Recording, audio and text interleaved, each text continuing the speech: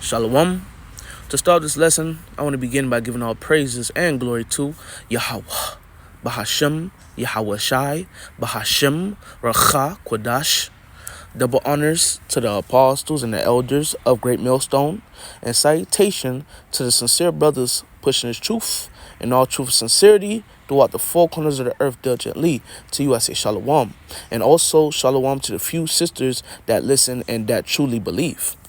All right, this is the brother Warburn Lawyer from the GMS Miami, the heralds of Yahweh Shai camp, and I come back with another lesson. And in this lesson, what I'm gonna be going into is in this lesson is basically, rejoice. Let's rejoice. Okay, let's rejoice. And also, basically let's rejoice. All right, that's gonna be what the lesson is. Let's rejoice.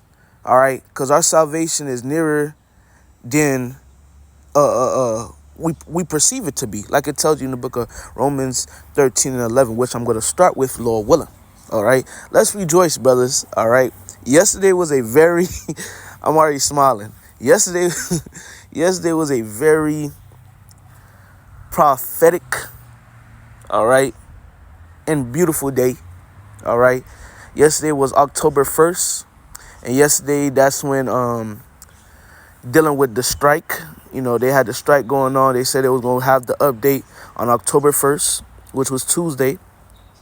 And also another thing that happened was Iran, all right, shot missiles at Israel. So you already know what that means, all right? The least of the flock shall draw them out, all right? Like I tell you in the book of Jeremiah 50, all right? The least of the flock is, those people in Israel, all right, Israel, they're going to draw who out? America, all right, because America's going to side with Israel, okay? That's beautiful, okay? That's prophecy in itself, all right? World War III is about to happen. That's prophecy, all right? The first world has happened. The second world cometh. Now the second world happened, which was World War II. World War I and World War II already happened, all right? And like I tell you in Revelation, I believe 11 and 14, the third world cometh quickly. World War III is coming quickly, and we see it, and we're excited. This is prophecy, man. All right? This is prophecy. All right? We have to be rejoicing, brothers. All right? Like I tell you in the book of not Leviticus, in Luke 21, our redemption draweth nigh. So we have to be rejoicing. We have to be happy, brothers, because our salvation is nearer. It's getting nearer and nearer every day as these different prophecies be fulfilled. Like I tell you in the book of Habakkuk chapter 2, the prophecies are not tearing anymore. They're speaking, and they're speaking loudly. Like we like to say here in Great Millstone, these prophecies are popping like popcorn. So, brothers, we have to rejoice. Like the scriptures say, rejoice evermore. And like it also tell you in the book of Revelation chapter 12, verse 12, man. Rejoice, all right? For this devil have but a short time. We see this man kingdom falling, right? We're able to see this man's kingdom fall right before our eyes. And that's a blessing. That's a blessed thing. Like I tell you in the book of Sirach 25 and 7. I know I'm quoting a lot of scriptures, Salakia. It tell you in Sirach 25 and 7, there is 9 things that make the Lord happy. And the 10th he uttereth with his mouth, roughly paraphrasing. 1, a man that's able to see, to enjoy his children. And the second thing that's mentioned is a man that's able to see the downfall of his enemy. And we're witnessing the downfall of our enemy. If we see the downfall of our enemy, what does that mean? That means that our kingdom is right around the corner. Because once Esau goes down, hey, we going up. All right, believe it or not. Esau is the end of the world. Jacob is the beginning of it that followeth. Our hand held on Esau's heel. Jacob's hand held on Esau's heel, representing what? At the end, we will pull this man down and we will take his place. AKA, his kingdom will come to an end and we will rule, and we will rule everlasting, eternally. And that's what we're seeing. We're seeing our kingdom. We're seeing our kingdom about to come. And we're seeing the downfall of this man's kingdom. How? By these different prophecies. World War III. Different signs in the moon. Nation rise against nation. All right? And etc. It's more prophecies that's taking place. The love of many is waxing cold. And these prophecies are only going to intensify. All right? They're only going to intensify. These prophecies are going to intensify, and they're going to keep speaking. They're not going to tarry. They're not going to speak for a while then stop. No. These different prophecies, these different plagues, they are sent, and who can turn them back? Like it tell you in the book of 2 Ezra 16. Nobody can turn them back except Yahweh Ba'ashem Yahushai. And Yahweh Ba'ashem Yahushai is not going to turn them back till his will and his pleasure and his desire be satisfied. Point blank, period. This is the book of Romans 13 and 11. And that knowing the time, that now it is high time to awake out of sleep, for now is our salvation nearer than when we believed. Right. Our salvation is very near. It's very near. We can really be out of America by early or mid or late 2025. Who knows? If the Lord really want to play it, if the Lord really wanted to happen this year, he can make it happen this year. Okay? Our salvation is near, brothers. We're about to go home. Rejoice. Be happy. Let's go. I got a smile on my face, brothers. We should all have a smile on our face. All right? Famine is about to increase. All right? World War III is about to happen. The love of many is going to continue to wax cold. Neighbor, because famine's coming, the neighbor shall go into neighbor shall go into his neighbor's house with swords in their hands. Okay? And there's many more prophecies that we're seeing take place. Mother and father going against each other. Father and child, father and son, father and daughter going against each other. Like I tell you in the book of Matthew 10. Yahweh said, I come not with peace, but with a sword to cause division. There's division going on. That's prophecy. And there's so many more prophecies taking place. It's to the point you can't list them all. Okay? But knowing these different prophecies are taking place, we have to rejoice. We have to be happy. Because that only means that our salvation is near. The scriptures say measure the times diligently in itself. And how do we measure the times? Via the prophecies. Via the book, the scriptures. The prophecies are faithful and true, like I tell you in the book of 2 Ezra 15 and 2. These words that are in the scriptures are faithful and true. And we're measuring the times, and we know that we're at the end, because certain prophecies will be taking place at the end. We've seen that these different prophecies are being talked about on the news. The MOTB is being talked about, all right, on the news. You seeing that being you see it wide open on the news. Elon Musk talking about, his link neural, gotta say it backwards, not trying to get this video striked or taken down, You got the MOTB on the rise. You got a different pestilence on the rise. Okay? You got World War III, famine, death. These are different plagues that are sent. Like when you read the book of 2 Ezra 15, these different plagues are sent, and they're on the planet Earth right now. Famine, pestilence, death, destruction, sword. These different things are on the planet Earth right now as we speak. And it's only going to get worse. It's only going to intensify. And the elect, we're only going to rejoice more and more, because that means that our salvation is near. We don't need to no longer serve under our oppressors. We're about to be set free by Yahweh Shai. Verse 11 again, Romans 13:11, and that knowing the time, that now it is high time to awake out of sleep, for now is our salvation nearer than when we believed. The night is far spent, the day is at hand. Let us therefore cast off the works of darkness, and let us put on the armor of light. Let us walk honestly as in the day, not in rioting and dark and drunkenness, not in chambering and wantonness, not in strife and envy. So, hey, knowing that, hey, the times that we in, hey, let's use wisdom.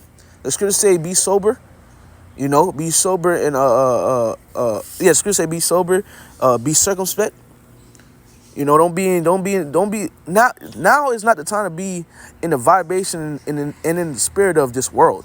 We in the time to be locked in the spirit and seeking the Lord and repenting daily, asking the Lord for mercy and seeking the Lord and pleasing the Lord every day, so the Lord can have mercy upon us, man.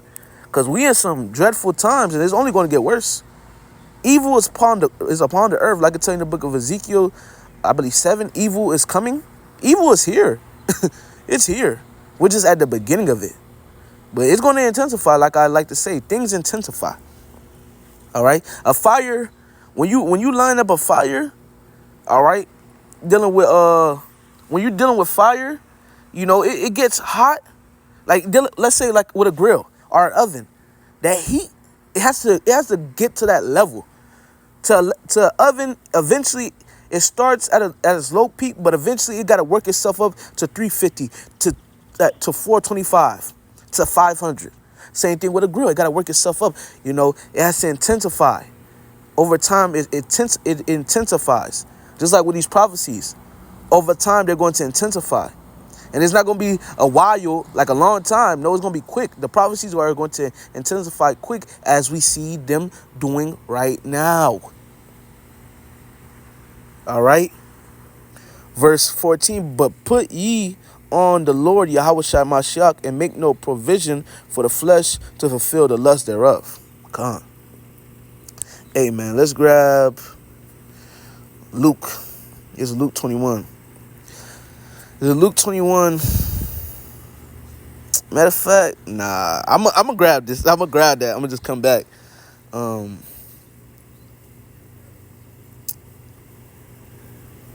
gonna grab this right quick.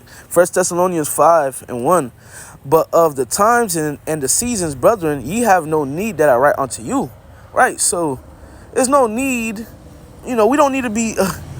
Apostle Paul is like, bro, I don't need to write these things onto you. You know. And for us in these times, you know, we don't need to be sat down and told what's about to come. You know, when you first come into the truth, okay, cool. But as time goes by, you already know what's coming. You don't need to be sat down and relearn and retold what's about to come. You already know what's coming. All right, if you've been around for a little while, okay. For yourselves know perfectly that the day of the Lord so cometh as a thief in the night. Right. So we know that the day of the Lord is coming as a thief in the night. And we know that the day of the Lord is a day of gloominess, of darkness, of wasteness, desolation. All right. People going in distress, you know, roughly paraphrasing. Like I tell you in the book of Ephesians, the first chapter, starting at 14, all the way down.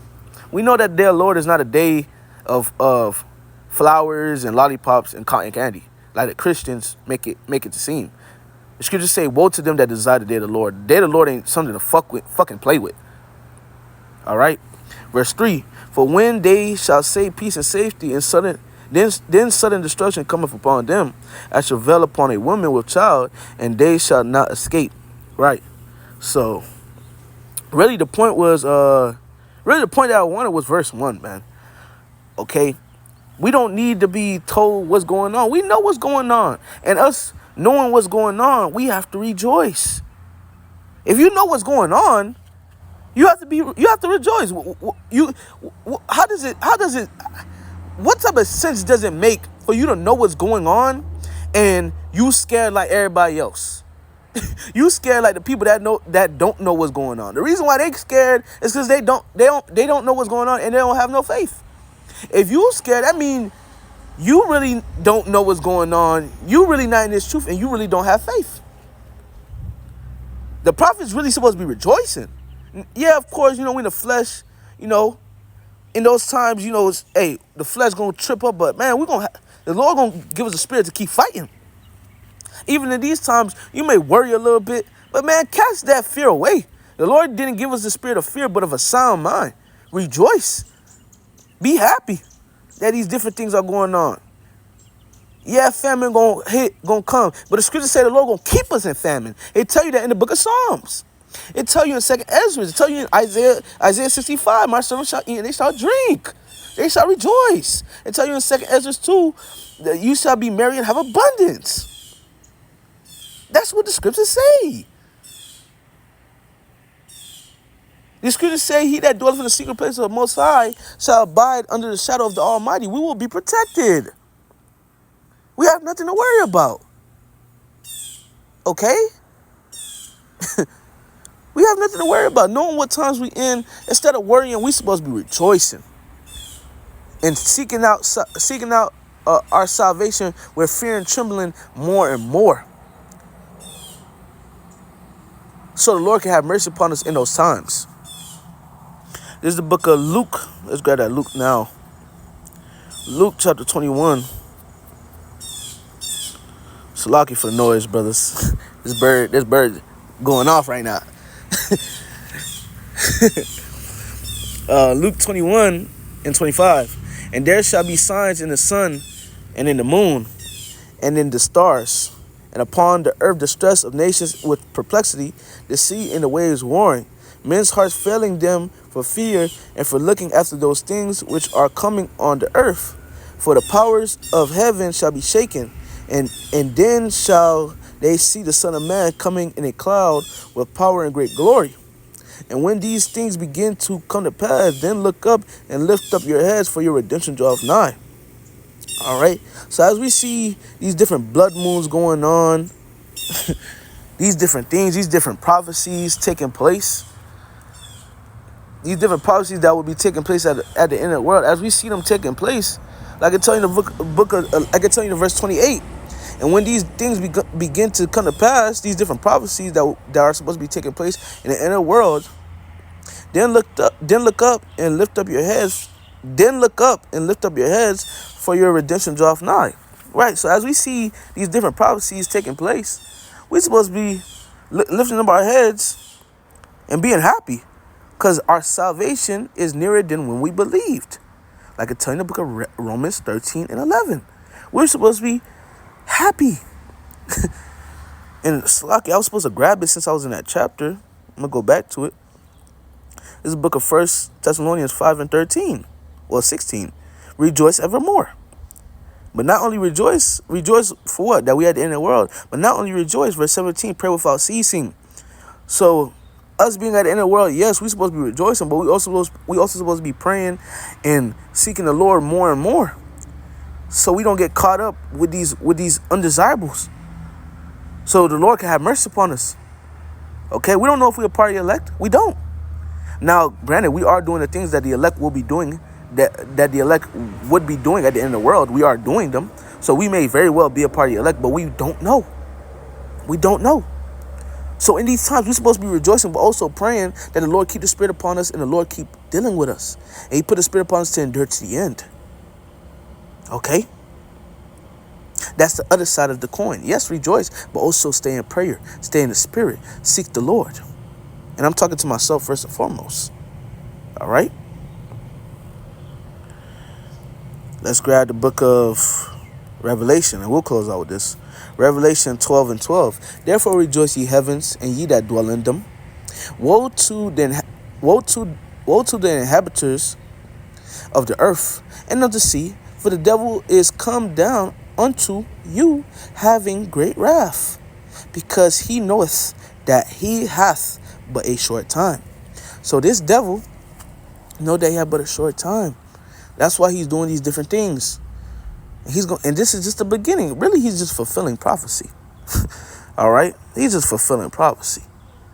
But seeing him scramble, seeing him do these different things, and also not only Esau, Edom doing these different things, which is prophecy that he will be doing these different things. Okay? His tongue shall fall upon him, and etc. This is prophecy. We're seeing prophecy take place. This man is being exposed. These other nations are leaving this man. They hate the whore.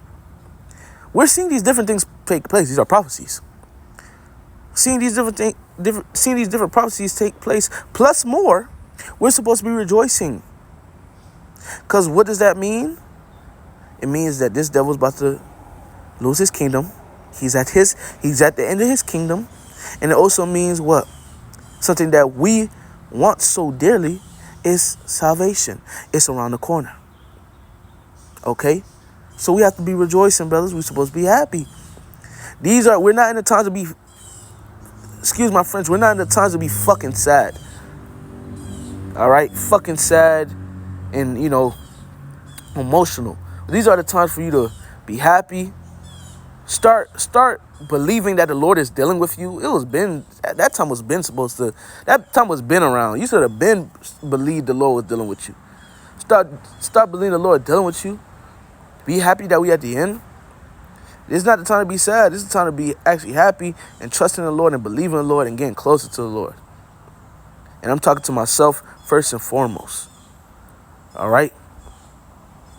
Hey, brothers, let's rejoice. But not only rejoice, stay in prayer, stay in the spirit, seek the Lord. Knowing we at the end don't mean, you just start moving, Willy Wonka. You start just maxing out, you're doing all type of, unwise things. We don't know how, and we at the end, but we don't know how long the Lord going to, have us here. We don't know. We could be here another couple months. So don't be unwise. Hey, rejoice, but still use wisdom. Go to work, pay your bills, etc. We at the end rejoice, but also use wisdom. Stay in the spirit. Seek the Lord more and more. Okay? Let's do it, brothers. Something quick, Lord willing, was edifying to the elect. I want to end off by giving all praises and glory to Yahweh, Bahashem, Yahweh Shai, Bahashem, Rachak Wadash. Double honors to the apostles and the elders, the great millstone, and salutation to the sincere brothers pushing the truth and all truth sincerity throughout the four corners of the earth diligently. To you I say shalom.